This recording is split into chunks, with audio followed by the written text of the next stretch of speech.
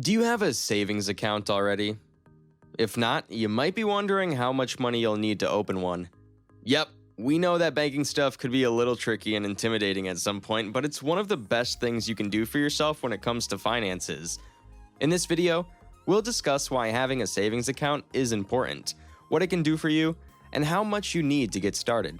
So sit back and get ready to learn the ins and outs of a savings account. Trust us, your future self will thank you for it. Psst, we got a little secret to share with you too. We've got courses that'll teach you how to dodge unnecessary expenses, outsmart those pesky fees, and make your money work harder than a hamster on a wheel. Just check out the link in the description below. And here's the best part. If you subscribe to our channel, we'll keep you updated with all the stealthy ways to grow your wealth, so you can sit back, relax, and watch your bank account do the happy dance.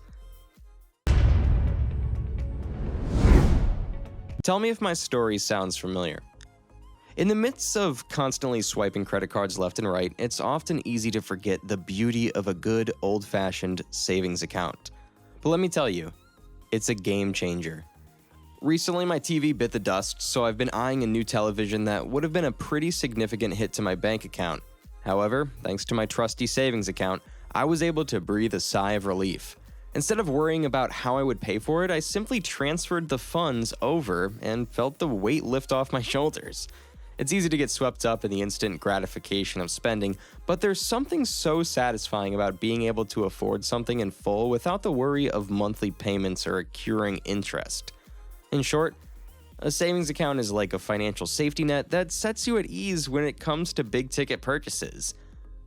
Here, we will be uncovering savings accounts without a required minimum deposit. Let's dive in. What are brick-and-mortar accounts? These are the old-school accounts where you visit physical bank branches just like the good old days. To open a savings account at one of the traditional banks, you might need to deposit anywhere between $25 and $100.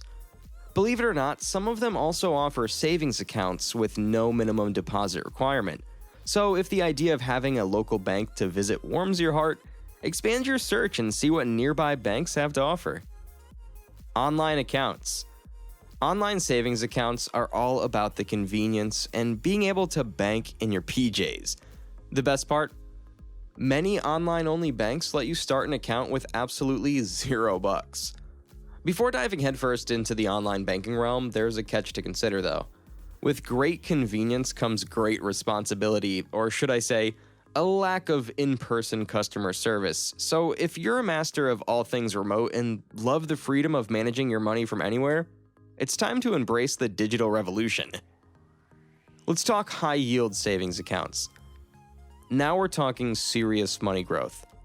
High-yield savings accounts offer better interest rates than regular ones. It's like getting a boost for your savings. You'll find plenty of these online, and guess what? Many of them have no minimum deposit requirement, although a few might ask for a modest $100 to get started. Let's take a moment to highlight a few online champions in this realm of deposit-free goodness. Behold the mighty Ally Bank, Barclays, Capital One, and Marcus by Goldman Sachs. They offer online accounts with high annual percentage yields, APYs, and absolutely no minimum deposit requirement. It's like a savings paradise where you can start earning interest right from the get-go. What are tiered accounts? It's like leveling up in a video game, but with money. Tiered accounts offer different interest rates based on how much cash you have in the account. The more you save, the higher the interest rates climb. These accounts can be pretty rewarding, especially if you're a balance-building champ. However, brace yourself for the possibility of a higher initial deposit, possibly in the ballpark of a few $1,000s. Let's talk about certificate of deposit, CD accounts. Imagine depositing a chunk of money and watching it grow over time. CD accounts offer a fixed interest rate for a specific period, and the minimum deposit can range from zilch to $1,000 or more. Just keep in mind that once you've paid that initial deposit, you can't keep adding more unless you've got an add-on CD. So it's like planting your savings seed and letting it sprout. You might want to explore several options of growing your money like investments or Forex trading. We've found you a partner for this. XM is a reputable global broker that has affiliates from over 190 countries It's a great platform to explore and take your Forex journey to the next level. You can find the link in the description, so be sure to give it a look. Requirements to open a savings account? While the initial deposit can be a wild card, there are some things that most banks will ask for. Brace yourself, it's paperwork time. First off, they'll want to know where to send all those fancy bank statements, so be prepared to provide your address. And hold on to your hats, because they'll also ask for your social security number, SSN, or your tax identification number. They just want to make sure you're a real, live person and not a money-loving robot. But wait, there's more. You might need to whip out a government ID number just to prove that you're you. If you've got some dough to deposit, the bank will show you the moves. They might ask you to connect with another bank account, write them a good old check, schedule a fancy wire transfer, or even snap a picture of your check using your phone. Just remember, no funny business with Monopoly money. Step 1. Check your budget. Take a deep dive into your checking account balance and income. It's time to put your money detective skills to the test and figure out how much you can spare to open a savings account. Step 2. Compare rates and benefits. Get your magnifying glass ready because it's time to compare annual percentage yields, APYs, across different savings accounts. Look for fancy features like budgeting tools and automated savings tools. Who knew a savings account could be so high-tech? And don't forget, having an app to manage your money is like having a personal financial assistant, minus the coffee runs. Step 3. Review those sneaky fees. Watch out for lurking monthly fees that could gobble up your hard-earned savings. Some accounts demand a minimum balance or regular deposits to keep the fees at bay. Make sure you know the rules of the game and find an account that won't charge you for just being yourself. Step 4. Complete the application. It's time to put your keyboard warrior skills to the test. Most savings account applications can be conquered online even if the financial institution has brick-and-mortar locations. Check out the application requirements beforehand so you can gather all the necessary documents. No need to scramble like a chicken trying to find its nest. What's the ideal bank stash in cold hard cash? Everyone's got an opinion on how much moolah you should stash in your bank account. But hey, here's the deal. It all depends on your unique financial situation.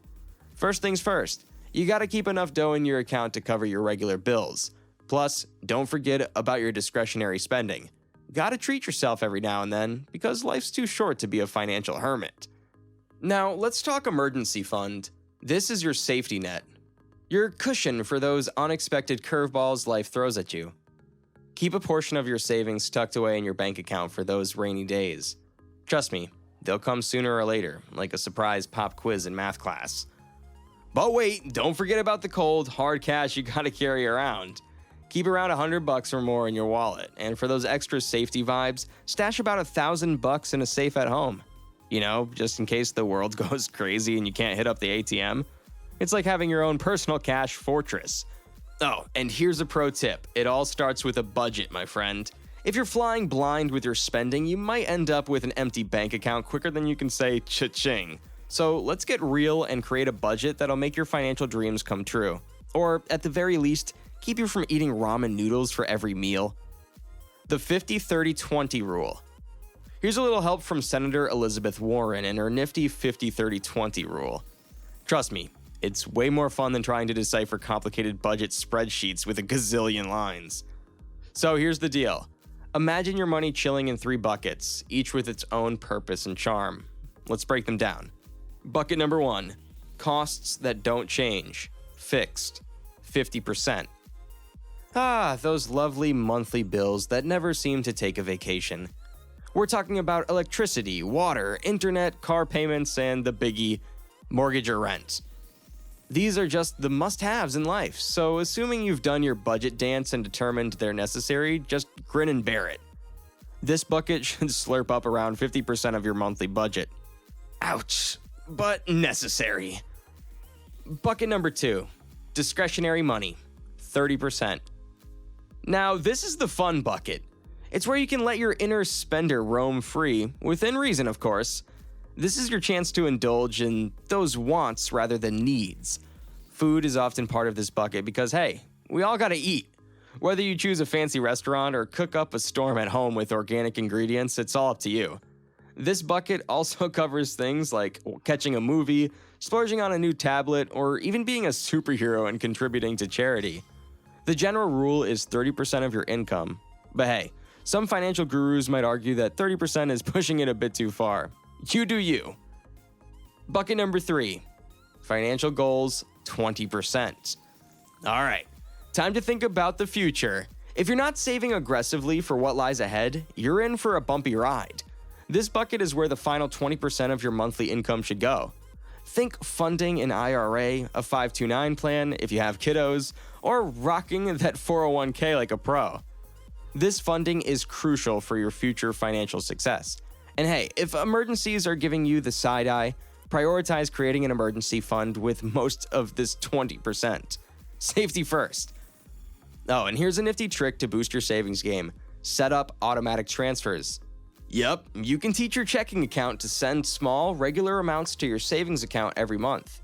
It's like having a personal money chauffeur who drives a little bit of cash from one account to the other. Before you know it, your savings will start growing faster than a cheetah chasing an ice cream truck. There you have it, the nifty ways of opening a savings account and how much money you should put in it.